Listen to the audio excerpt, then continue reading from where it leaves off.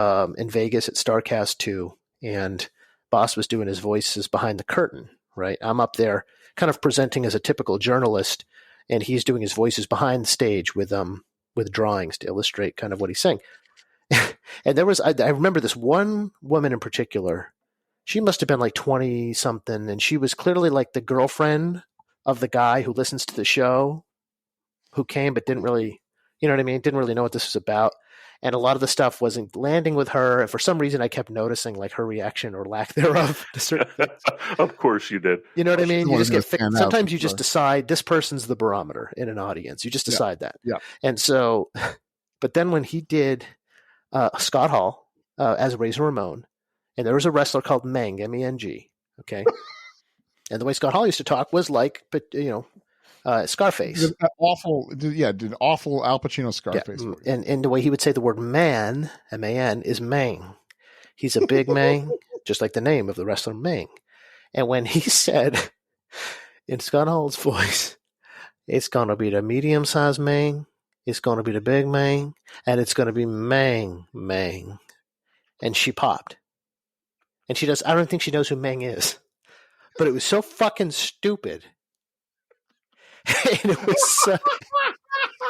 was such a moment of just laying bare, like, we will be this stupid in front of all these people. We will absolutely do it. That I think is kind of the moment you're talking about, Gabe, where you got to respect the game. You just have to. You have to respect that we don't give a fuck. Like I don't respect Triple H. I'm sorry.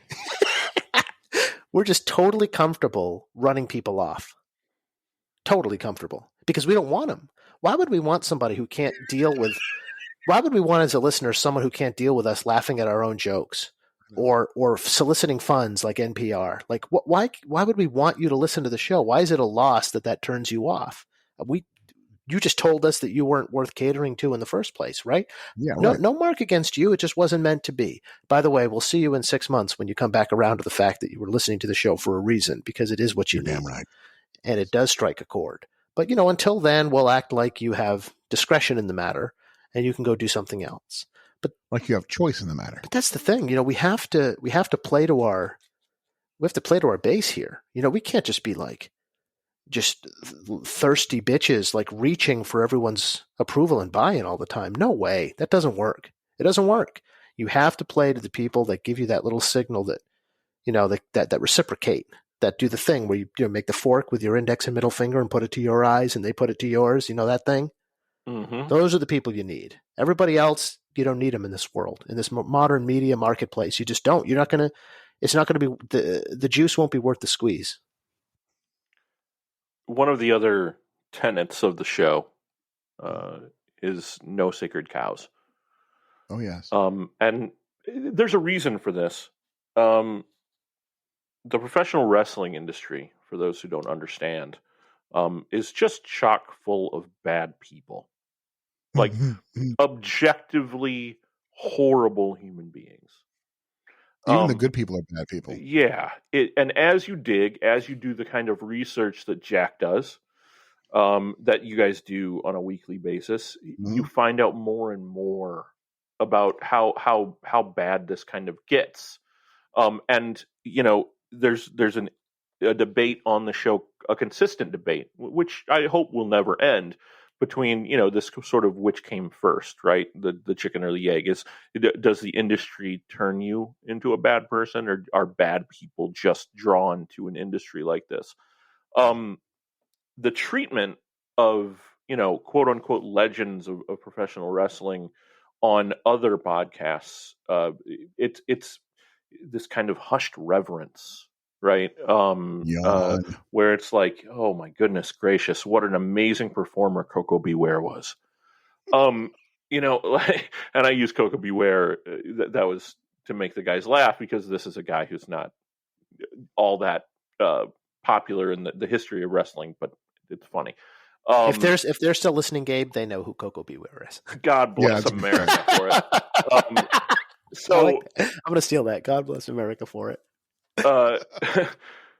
This is just a ridiculous people in a ridiculous enterprise is the note that I wrote down. Right. That's right. They're bad people. we love them and you guys love them. You know, I want to. I don't want to interrupt you. Okay, yeah. I'm sorry to do this because I sometimes I bristle at that characterization.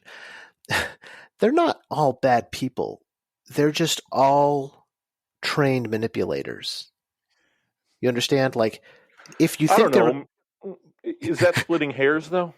Well, that's kind of what I'm trying to get to. Is like, what is a professional manipulator? What is a good professional manipulator? Is someone who's managed to convince you they're good. You know, like there's no reason, there's no basis upon which to trust them because their stock and trade is manipulating other people's feelings about them. In fact, they can't survive in wrestling, particularly in the bygone era we talk about. Less so today because of the guaranteed nature of the money that comes in through television rights. But until they figure out a way to be able to control the way you feel about them, they can't make a living in this business.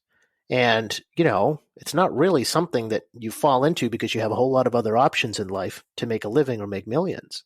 A lot of it is, you know, people who, you know, at a certain generation, people who got hurt that had a football career in mind, or people who, you know, wanted to bodybuild and, you know, couldn't bodybuild hard enough to make money on the circuit, or, you know, people who wanted to kind of be rock stars and, you know, live kind of a lifestyle where pussy came easy, you know, and that's where a lot of these guys fall down, right? In terms of like the guys we think of as the good guys, is when you realize just like they will drop every pretense if it means that they can smash, you know, they will take liberties with these women.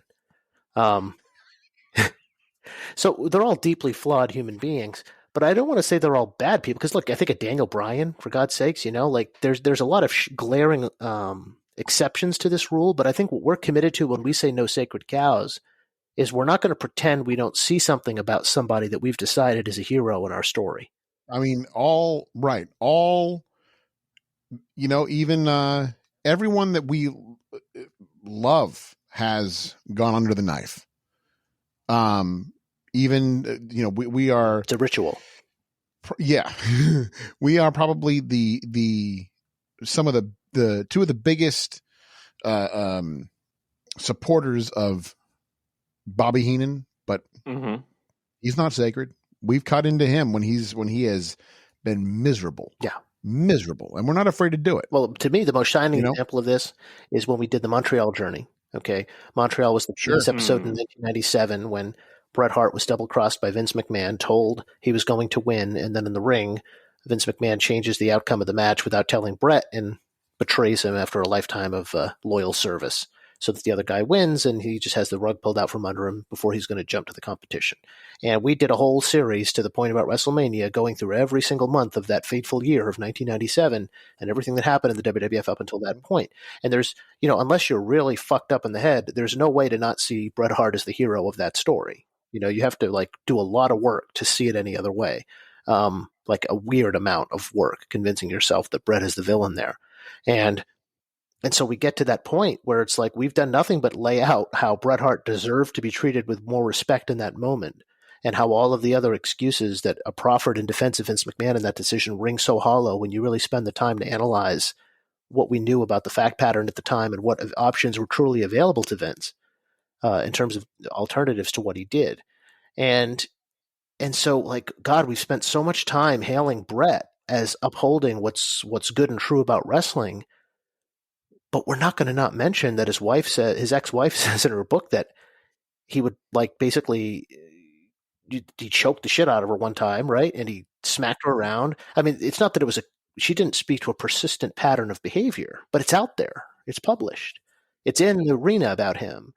And just because we've decided he's the hero of our story, or because we decided that he's one of the more honest ones in a business full of truly dishonest people, doesn't mean that we're going to spare that detail.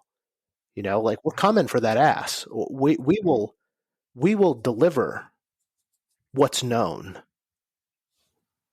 Well, that's it, right? And I would also say too is that I think one of the things that maybe we discovered in something like that is that maybe there are no heroes in this situation. Maybe there are only villains. Maybe that's all, you know, yeah, maybe there are some good guys, but, you know, are there true heroes? we've laid into a bunch of people, and not, if you ask me, not undeservedly so. Well, and that's it, right? It's a dark business. It's got a seedy underbelly, as it were, and it I think recognizing that and talking about that, obviously we're seeing a little bit of a change in the mainstream kind of coverage of wrestling.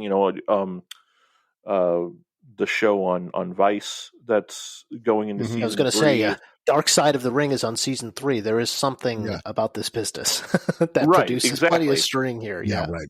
But I think, the important part about having no sacred cows is that you, again, continue to engender loyalty among people who listen to the show because they know they aren't getting. That's right. It's not bullshit. That's right. It's reality. That's right. And you know what's such a key part of that, Gabe? Sorry to cut you off, but it just occurred to me. What's such a key part of that is that we do not hitch our wagon to particular wrestlers in the business or personalities in the business. We are not beholden to them. It's by design. I think oftentimes, with all due respect to what you're doing, which is more kind of trying to get into the head of creators instead of trying to ride the coattails of people that have a higher profile. Once you do that, once you create a guest-based show, you can't help but be beholden to those people for helping you get where you are and sparing them when it comes time to apply the microscope. Right. The show isn't about your fandom. The show is about the history of professional wrestling. It is. It's about what it means to be a fan, and it's about the curiosities that present themselves when you're a fan like us. And that's all we care about representing. We don't care about protecting people who are nice to us. And so we've gone forward deliberately with the thought that, if you're a listener and we're not enough for you, we don't want you. It makes me uncomfortable when sometimes we've had guests because it's just the moment calls for it, the stars align, and I come away feeling like, people expect another one, and they expect another one. And you start going down this road of like, wait, are we the reason you're listening to the show or not? Because if we're not, if we're just a vessel through which you hear from people you really care about, then what are we doing a podcast for? You have to you have to convince the listener that you're on a mission, and that if they're on the mission with you, they're going to be satisfied by the end of the exercise. And if you're constantly feeling around for people to elevate you beyond what you can bring to the table by yourself in a room with a microphone, then it's a losing proposition. Yeah. So in wrestling, I think that's especially powerful, and why No Sacred Cows resonates, because traditionally the way to get information about the behind the scenes in this business has been to take one person's viewpoint. You develop a trust, and you hope that what that wrestler tells you about what's happening behind the scenes is trustworthy enough that more often than not, what you report, what you convey is going to be accurate, or at least is going to be seeing the forest for the trees in terms of what's happening backstage. And also, I don't know.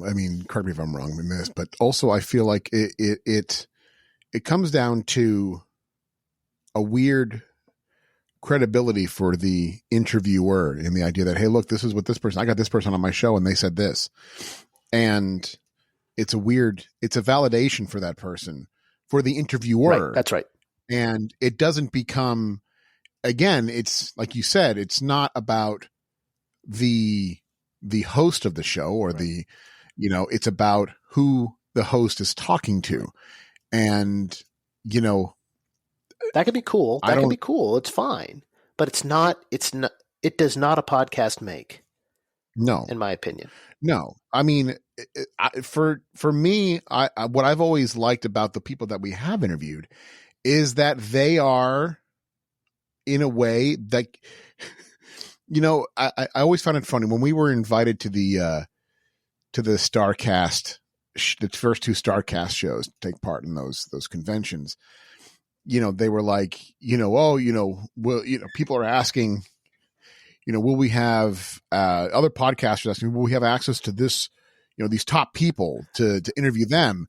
And I'm like, who the fuck wants to talk to them? I want to talk to Kevin Sullivan over there. Like, he's alone and miserable. I want to talk to him. I want to talk to Oscar.